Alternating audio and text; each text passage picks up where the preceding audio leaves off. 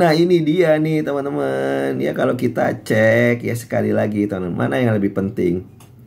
Sebuah sistem atau sebuah budaya? Kenapa? Karena kalau sistemnya kita rubah, sistemnya kita update, kita mutakhirkan sistemnya, kita relevansikan dengan kondisi saat ini, tapi orang-orangnya adalah orang-orang lama dengan budaya-budaya lama, bisa jadi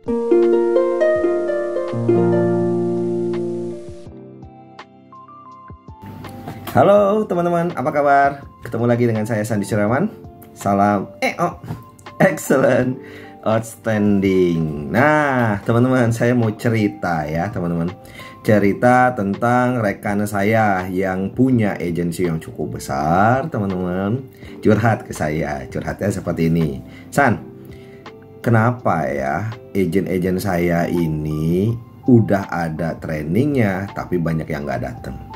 Kita udah bikin sistemnya oke banget tapi nggak ada yang dipakai. Kita punya meeting tapi udah jarang banget yang datang juga nih San. Pokoknya susah banget ya San ya, akhir-akhir ini membuat orang pada akhirnya mau datang ke kantor, mau belajar, mau meeting, mau dengerin kita, mau coaching. Nggak kayak dulu ya San. Ini dia nih tuh. Nggak kayak dulu ya. Nah ketika ada omongan nggak kayak dulu teman-teman, saya sempat nanya ke teman saya itu, emang kayak dulu kayak gimana bro? Dulu nih San ya, kalau kita ada training, yang datang banyak banget, yang belajar banyak banget nih, yang mau diajarin banyak banget nih San. Ya jadi suasananya hidup aja ya. Dulu nih San kalau ada meeting, yang datang juga banyak banget ya. Jadi mereka ke update tuh, kontes-kontes ke update ya, pantauan ke update ya. Kita juga bisa kasih tahu dengan mereka tuh tips-tipsnya gitu ya. Kita bisa tanya ke mereka ada kendala apa di lapangan. Luar biasa deh San ya. Dulu San ya, kalau kita misalkan ada event-event BOP, Business Opportunity Presentation, yang ngundang banyak, yang datang juga banyak untuk belajar, kita nggak kesulitan cari pembicara karena banyak banget stoknya. Sekarang susah banget nih San. Kalau kita mau bikin group selling, kalau kita mau bikin customer gathering, susah banget San, mati-matian ya. Kita udah bikin sistemnya sedemikian rupa, kita udah plot-plot PIC-nya, ada PIC development, ada PIC recruit, ada PIC selling ya, ada PIC monitoring, ada PIC event. Kita udah bikin sistemnya luar biasa. Hasilnya kok kayaknya sekarang makin lama makin susah ya.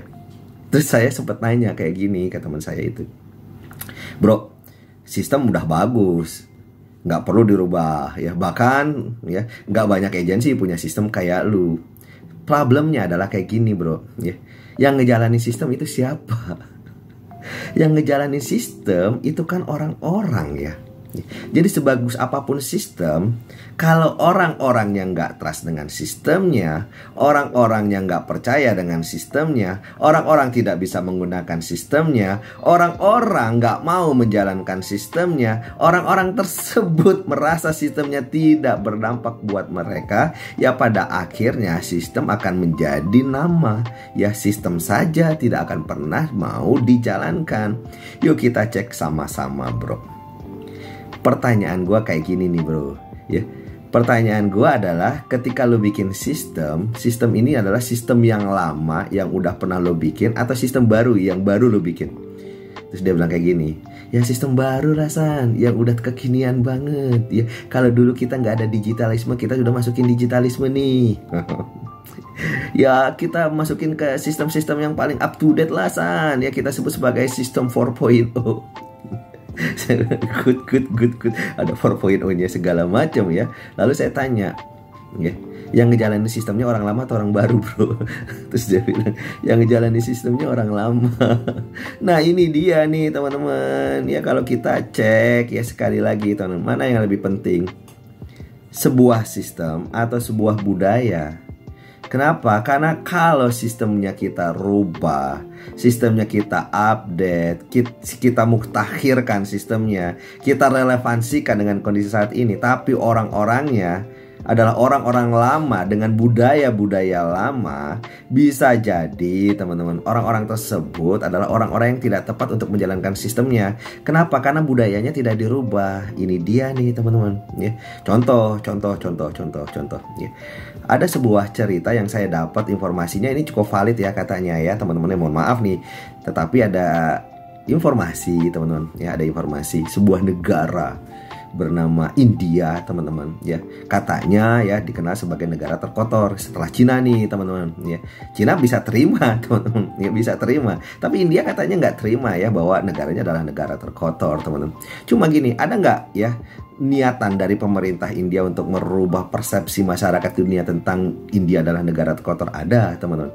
Salah satu yang dilakukan oleh pemerintah India adalah menyediakan teman-teman ya toilet yang ya digratiskan dan memang sanitasinya tuh bagus banget teman-teman ya. Kalau dulu misalkan saja, ini misalkan ya teman-teman ya, orang mau buang air besar ya harus dikali teman-teman ya, dengan jamban seadanya, dengan air kucuran seadanya, lalu teman-teman kotorannya masuk ke kali, lalu orang nyuci di situ, orang mandi di situ ya, ambil minum juga di situ. Itu kan kayaknya nggak tepat ya teman-teman ya.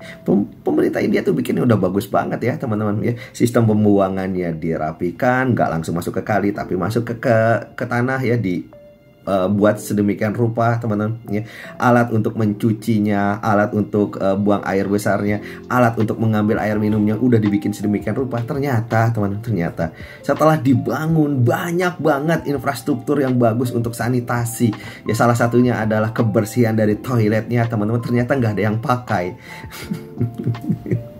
Ini informasi yang saya dapatin ya teman-teman. Mohon maaf, ini bukan mengenai rasis atau enggak, tapi ini informasi ya teman-teman. Kita tidak terkait dengan India lah. Bahkan di Indonesia pun mungkin pemerintah ada upaya seperti itu ya di berbagai macam desa ya. Tetapi teman-teman ya, apapun upaya pemerintah, apapun upaya penguasa di satu tempat atau di sebuah negara teman-teman, kalau dibikin sistemnya tapi nggak dirubah budayanya, ya hasilnya kayak gitu teman-teman ya.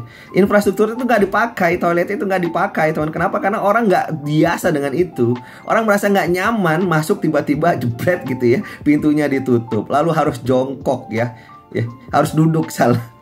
Ya biasanya kan jongkok ya, kalau misalkan di pedesaan-pedesaan harus jongkok. Yang tadinya air yang ngucur gitu aja teman, harus atau ambil gayung teman-teman ya, ternyata ini harus di-flush, ternyata harus disemprot pakai selang. Nggak biasa ya, nggak ngerti teman. Kenapa? Karena budayanya nggak budaya yang seperti itu ya. Jadi apa yang harus dirubah San?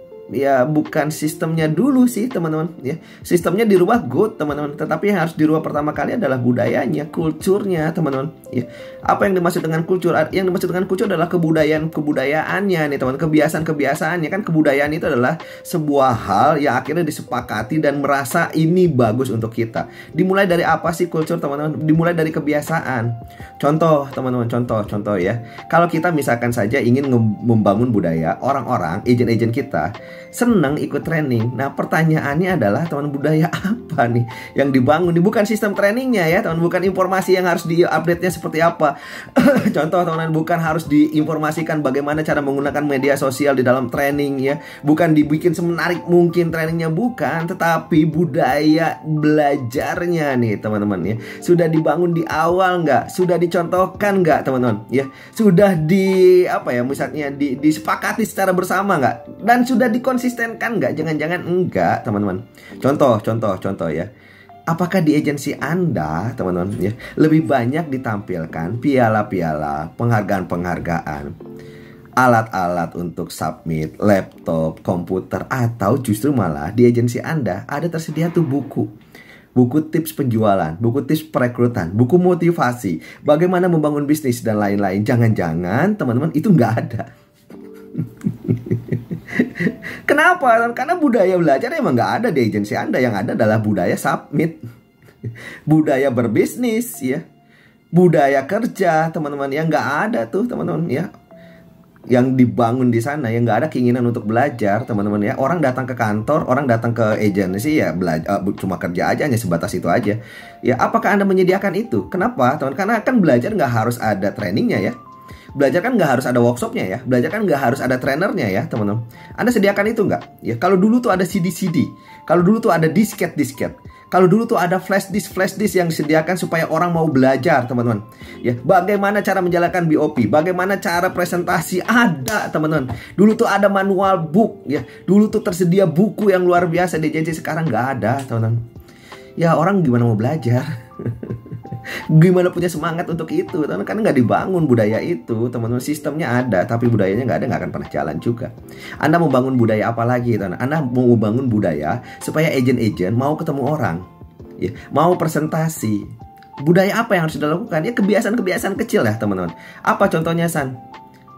Budaya menyapa setiap masuk agensi. Jangan-jangan Anda salah satu pelaku yang lupa budaya untuk menyapa. Datang ke kantor, langsung duduk, buka laptop, buka aplikasi, ya, buka apa lagi? Ya, buka mungkin buku polis untuk ada review. Buka apa lagi? Buka surat pengajuan asuransi jiwa. Buka apa lagi? Ya, buka yang lain-lainnya terkait dengan kerjaan. Tapi Anda lupa bahwa dalam seperjalanan Anda menuju kantor ada orang-orang yang Anda ketemui. Tersenyumkah Anda kepada mereka? Tersenyumkah Anda kepada OB di kantor? Tersenyumkah Anda pada admin-admin di kantor? Tim-tim support di kantor? Menyapakah Anda mereka? Cobakah Anda coba untuk bertanya sama mereka, apa kabarnya mereka hari ini? Cobakah Anda untuk bertanya sama mereka bagaimana keadaan mereka dan keluarga mereka saat ini? Tahukah Anda bahwa anaknya mereka sedang sakit? Tahukah Anda mungkin saja pasangannya, ya, sedang berduka misalkan saja? Tahukah Anda mungkin dia sedang berbahagia? Tahukah Anda mungkin dia sedang berulang tahun? Tahukah Anda mungkin dia sedang merayakan hari keagamaannya? Sempatkah diri Anda untuk menyapa mereka? Kalau tidak, ya mau bagaimana terbangun budaya untuk ngebuka omongan? Anda pun, teman-teman, masuk ke kantor nggak ada tuh budaya untuk ngebuka omongan. Nggak ada tuh, teman-teman, ya, menyapa-nyapa, nggak ada tuh senyum-senyum. Ya, agent juga nanti kayak gitu. Teman-teman baru kita yang masuk ke dalam sistem kita juga kayak gitu. Nggak ada keinginan untuk menyapa orang. Kenapa? Karena kalau nggak nyapa, teman-teman, ya gimana kita mau nyampaikan asuransi jiwanya? Gimana kalau kita mau jual, kita sendiri aja nggak mau menyapa orang, kan, ya, teman-teman, ya. Kenapa, teman-teman? Sekali lagi ya, teman-teman, karena memang nggak dibangun budayanya. Hal-hal kecil seperti ini, teman-teman, ya. Budaya apa lagi, San, yang mungkin lupa untuk dibangun? Budaya misalkan saja, teman-teman, terbentuknya sebuah komunitas. Komunitas apa? Komunitas orang-orang yang memang spesifik di sana. Kan nggak setiap penjual itu jago merekrut, ya, dan nggak setiap perekrut itu jago menjual, ya. Jarang, teman-teman, orang-orang yang memiliki kedua-duanya tuh. Saya bilang kalau ada pun saya salut. Ya ada sih, teman-teman, ya.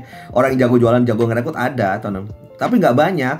Coba, teman-teman, Anda coba masukin komunitas deh, teman-teman, ya. Komunitas misalkan saja komunitas pecah telur. Apa maksudnya komunitas pecah telur? Komunitas pecah telur adalah agent-agent yang di sana terkumpul, agent-agent yang baru pecah telur, misalkan saja, yang baru ada satu case, minimum misalkan saja dalam waktu 3 bulan dia bergabung. Nah, diskusi tuh dia di sana, teman-teman, ngobrol-ngobrol di sana, teman-teman, ya. Ada misalkan saja kita nggak sebut sebagai agent yang belum ada pecah telur atau belum ada case-nya, tapi kita sebut sebagai the rising star. Padahal mereka baru gabung, belum ada case, kita sebut rising star aja. Masukkan mereka ke dalam komunitas itu. Maksudnya apa sih, San? Maksudnya kayak gini nih, teman-teman. Kalau mereka belum ada case dan mereka berkumpul di setiap mereka belum ada case, pasti, teman-teman, ya, ada perbincangan di sana. Pasti ada diskusi di sana, teman-teman, ya. Setidak-tidaknya mereka kalau mau ikut training, mereka akan tanya. Contoh, teman-teman, saya agent baru nih, baru 1 bulan bergabung. Dimasukin ke dalam satu komunitas. Di situ, teman-teman, ternyata ada orang-orang yang mirip sama saya, usianya sama saya, jenis kelaminnya sama kayak saya, latar belakangnya juga sama kayak saya pernah ketemu juga sama dia, saya pernah ngobrol juga sama dia. Setidak-tidaknya kalau dimasukin dalam komunitas, misalkan saja WhatsApp grup, ya, teman-teman, terus ada training, saya tanya tuh, contoh, teman-teman, saya namanya Tony, ya, saya nanya sama Tony, Tonton, lu ikut gak? Ya, contoh training untuk penjualan pertama lu ikut gak, Ton? Kalau lu ikut, gue ikut. Nah, itu, teman-teman. Kenapa? Karena saya punya teman. Kalau dia ikut, saya jadi nggak sendirian di situ. Setidak-tidaknya kalau makan siang saya ada teman ngobrol. Nggak ada sendirian, teman-teman. Ya, kenapa? Karena habis ikut training kan harus makan. Apalagi kalau trainingnya 2 sesi, pagi dan siang, teman-teman. Siapa teman ngobrol saya? Leader. Thanksin saya ngobrol sama leader. Apalagi makan siang, ya. Leader makannya apa, saya makannya apa, beda kan. Tapi kalau teman seumuran, teman satu profesi sebelumnya, teman setelah satu latar belakang sebelumnya, teman satu usia yang nyambung frekuensinya, teman-teman, gampang tuh saya tuh, teman-teman, ya, untuk bocor-bocorin, ya. Lu ngerti nggak sih, Ton, tadi yang diajarin sama trainer? Gue nggak ngerti, ya. Dia nggak ngerti, saya nggak ngerti, ketawa kita bareng-bareng. Ya, pada akhirnya kita diskusi, ya, dan pada akhirnya kita ngobrol, dan mungkin akan ada konklusi di sana, akan ada kesimpulan di sana, dan mungkin akan ada komitmen. Nah ini dia nih teman-teman ya. Sebagus apapun sistem Anda, kalau nggak dibangun budayanya, kalau nggak dibangun kebiasaan-kebiasaan kecilnya, maka teman-teman sistem itu akan menjadi percuma. Yuk teman-teman, kita bangun culture di agensi kita, budaya di tim kita, supaya apa? Supaya sistem yang kita sudah buat bisa berjalan dengan baik. Kira-kira apa ya budaya-budaya yang akan kita bangun? Saya serahkan kembali kepada teman-teman. Saya Sandi Suryaman. Salam EO.